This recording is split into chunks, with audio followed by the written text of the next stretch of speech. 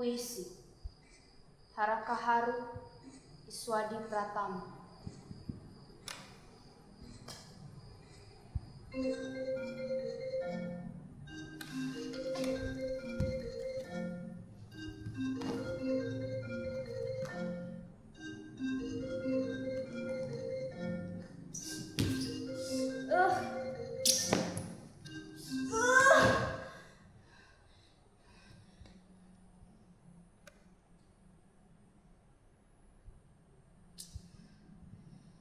Ada handphone di kepala saya.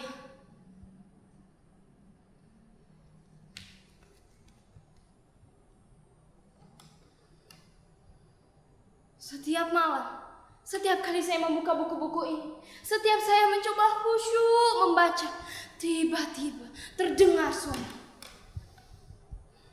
Ini terjadi sejak ayah membuat peraturan baru di rumah ini, melarang handphone di malam hari. Dan saya harus menyerahkan benda pujaan itu pada ayah. Maka saya akan duduk di bangku ini, hadapi buku-buku yang bisu dan tak asyik ini, sampai saya tertidur. Ayah atau ibu, mereka bergantian seperti tentara jaga malam, akan datang ke kamar ini setiap 1 jam sekali untuk memastikan bahwa saya masih membaca sebelum pukul 10 atau 11 malam, waktu saya untuk tidur.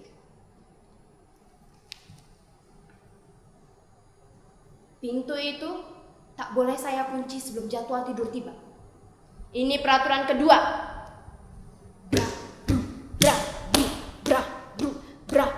Sebentar lagi, sekitar 15 atau 20 menit lagi, si kumis itu maksud saya bapak saya, dan si Bahenol itu ngik-nguk maksud saya ibu saya. Mereka akan datang ke kamar ini, mengecek buku-buku saya, dan saya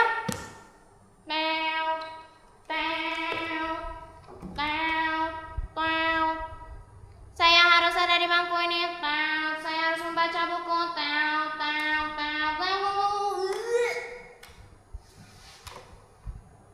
Tapi sebelum hal itu terjadi, izinkan saya berbagi cerita pada hadirin sekalian, baik yang hadir langsung menyaksikan nasib saya di kamar ini, maupun melalui Zoom.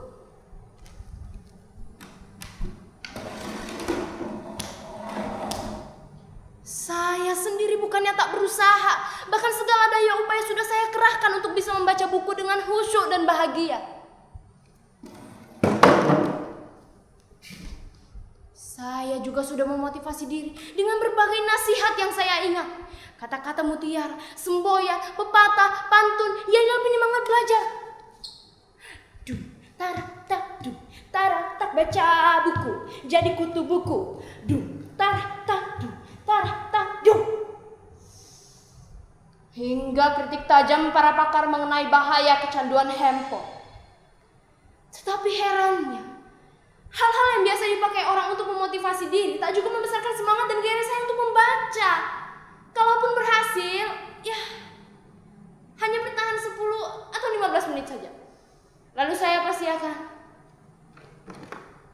tertidur. Sedangkan kerinduan saya untuk selalu bersama dan dekat dengan handphone tak pernah berkurang sedetik pun.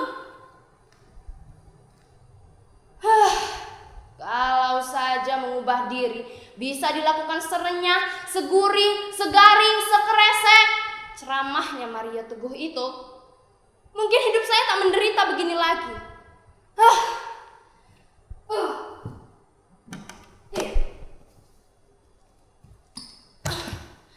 Apa? Saudara-saudara tak yakin saya menderita?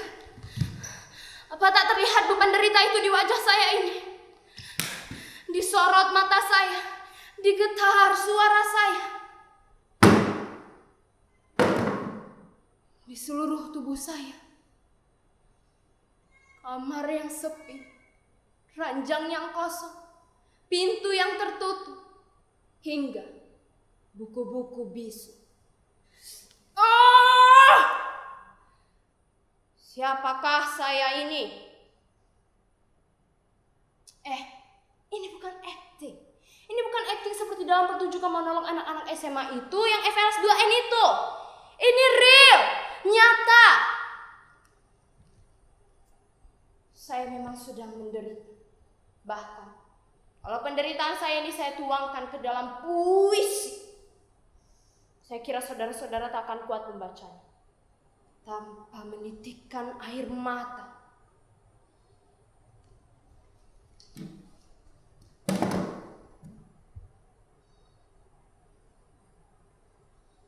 Saudara-saudara tidak percaya bahwa saat ini saya sedang dibuli sepi dan dikepung kesedihan.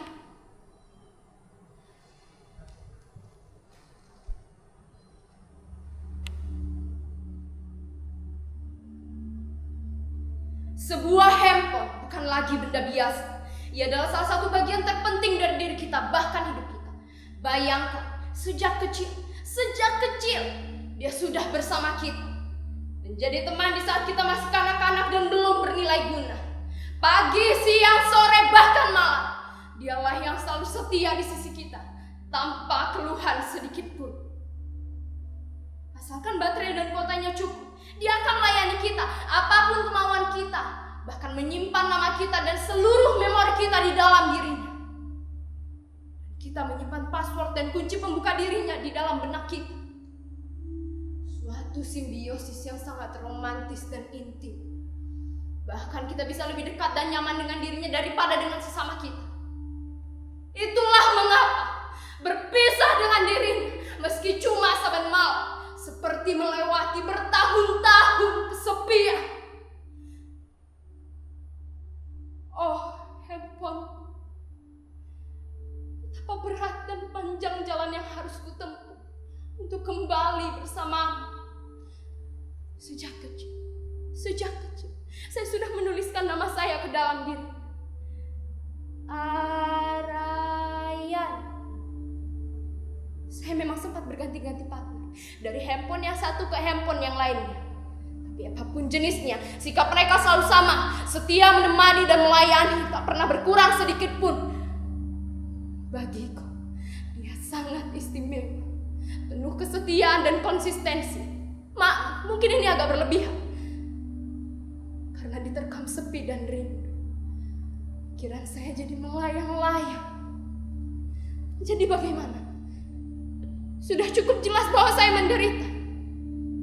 Saya menderita bukan karena berpisah dengan dirinya saja, tapi karena saya dihadapkan pada dua keadaan secara bersamaan. Di satu sisi saya tahu, ayah dan ibu, mereka bertujuan baik. Mereka ingin saya punya prestasi dan maju dalam studi.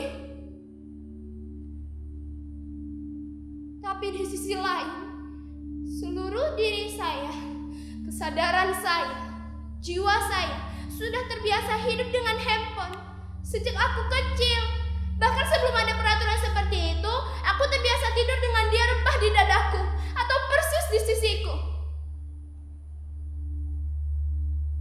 Tak mudah lagi bagi saya untuk melewati hari meski sesaat tanpa dia. Kadang kalau saya sudah tak kuasa menanggung rindu, saya ambil casing, lalu saya dekatkan ke dada saya seperti ini. Kadang saya terkenang pula saat-saat dramatis kami, ketika dia menjadi lemah dan kritis, dan saya dengan panik mencari tempat untuk menambah energinya. Mana tempatnya? Jangan mati dulu. Di mana colokannya?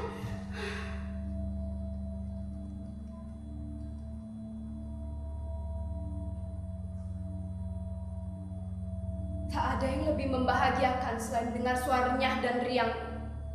Ia telah membuat hidup ini menjadi amat mudah, simpel, lebih cepat. Bahkan menjamin kesejahteraan kita dalam tempo sesingkat-singkatnya. Jadi bagaimana bisa saya berlama-lama dengan buku-buku bisu ini untuk menata masa depan? Itu sangat menghabiskan waktu, tenaga, dan pikiran. Hidup kita saat ini sangat bergantung pada kecepatan dan keringkasan. Siapa yang tidak bisa cepat dan ringkas akan ditinggalkan, akan menjadi fosil penghuni museum peradaban. Saya sebenarnya pernah hampir berhasil tidak terlalu bergantung padanya, selain untuk hal-hal yang penting saja.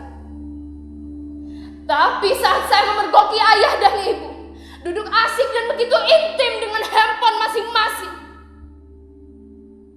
saya jadi merasa dikhianati. Sejak saat itu, kemampuan saya untuk berpisah dengannya semakin menurun. Bahkan, kini dia ada di dalam kepala saya. Dia jadi seperti denyut di dalam jantung saya. Saya sudah teramat dalam mencintainya.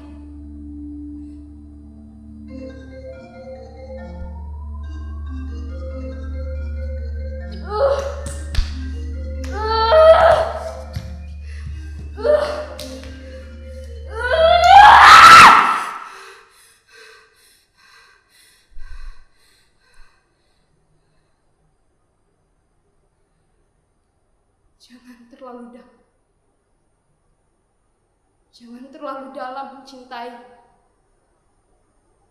atau kalian akan menderita seperti saya.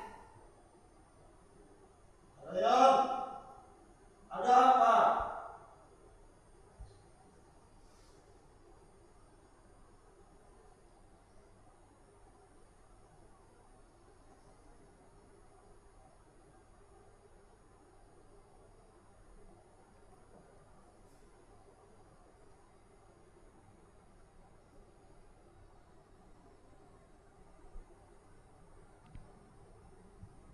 Betapa panjang dan berat jalan yang harus kutempuh. Tapi inilah yang harus kulakukan untuk mendapatkan kelahiranku kembali.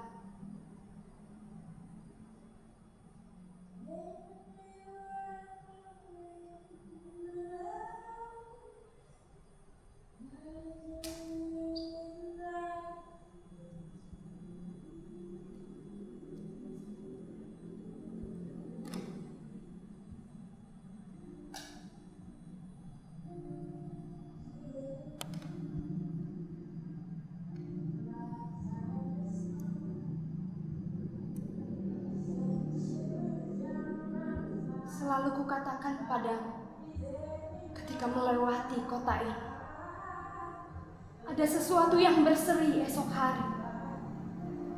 Di rumpun halim bunga-bunga matahari. Tetapi jalanan ini tak membawa kita kemana-mana. Selalu tiba di sini dan seperti ini. Bayang-bayang pohon memanjang.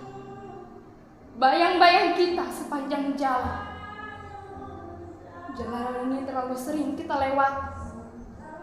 Rumput-rumput kering, daun-daun kuning, pohon-pohon yang lurus dan berliku. Orang-orang yang senang mengingat masa silam. Pribadi membeku dalam cinta yang salah. Gairah di luar, di dalam hampa.